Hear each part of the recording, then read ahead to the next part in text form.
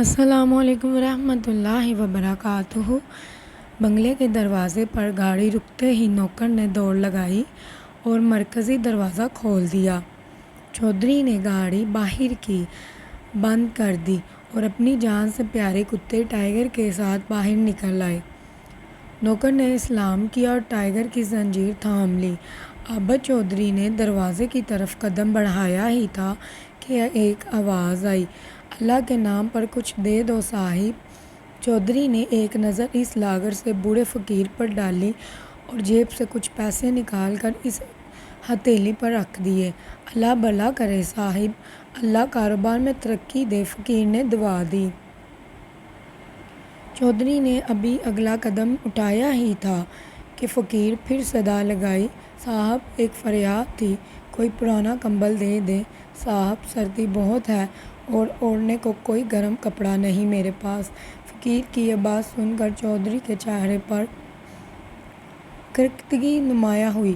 جو دینا تھا دے دیا، زیادہ منہ مت کھول اور دفع ہو جا، اس نے جواب دیا۔ اللہ آپ کو بہت دے گا، فقیر نے پھر فریاد کی، لیکن چودھری اس کی بات سنے بغیر اندر چلا گیا۔ فقیر کے قدم مایوسی سے لوٹ گئے۔ بلاوے پر آنے والا ڈرائیور اب چودھری کے سامنے کھڑا تھا۔ جی مالک، تم ابھی مارکیٹ جاؤ اور ٹائیگر کے لیے گرم کپڑے اور اس کے کمرے میں لگانے کے لیے ایک ہیٹر لے آؤ۔ آج جب وہ میرے ساتھ واک پر گیا تھا تو سردی محسوس کر رہا تھا۔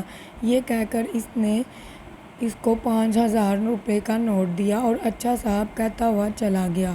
چودھری ایک مشہور صنعت کار تھا۔ لاہور میں اس کی 2 فلور ملیں تھیں۔ 2 بھائیوں میں سے ایک برسر اقتدار جماعت کی طرف سے رکن قومی اسمبلی اور اسٹیل کا مشہور بزنس مین بھی تھا۔ ایک روز چودھری گھر کے لان میں بیٹھا اپنی بندوق چیک کر رہا تھا، پاس ہی ٹائیگر کھیل رہا تھا۔ بندوق لوڈ تھی۔ اچانک ٹائیگر دبنے سے گولی چل گئی اور پاس کھیلنے ٹائیگر کو ٹھنڈ کر گئی۔ چودھری کی تو گویا جان ہی نکل گئی۔ اس نے چینکتے ہوئے ملازم کو بلایا اور ٹائیگر کو لے کر ہسپتال پہنچا، لیکن وہ مر چکا تھا۔ ٹائیگر کے مرنے کی خبر عابد چودھری کے حلقہ احباب میں جنگل کی آگ کی طرح پھیل گئی۔ چند ہی لمحوں میں گھر پر افسوس کرنے والوں کا تانبا بن گیا تھا، یہاں تک کہ جب بھائی کو اسمبلی اجلاس کے دوران اس سانحے کی خبر ملی تو وہ اجلاس ادھورا چھوڑ کر لاہور چلا آیا۔ ایئرپورٹ سے وہ سیدھا عابد چودھری کے بنگلے پر پہنچا۔ جو ہی گاڑی سے باہر نکلا، بدبو کا ایک تیز بمکا اس کے ناک سے ٹکرایا۔ یہ اتنی بدبو کہاں سے آ رہی ہے؟ اس نے ڈرائیور سے پوچھا۔ ڈرائیور نے لاعلمی کا اظہار کرتے ہوئے کہا، میں دیکھتا ہوں سر، اور وہ رومال ناک پر رکھ کر جلدی سے بنگلے میں داخل ہو گیا۔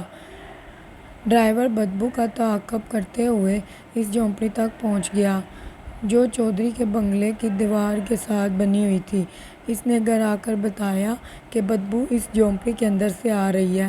ایک آدمی پڑا پڑا ہے، بوڑھا سا کوئی فقیر ہے، بدبو سے لگتا ہے کافی دنوں سے مرا پڑا ہے، اور سر کوئی کپڑا نہیں ہے اس کے بدن پر، لگتا ہے سردی سے مر گیا بیچارہ۔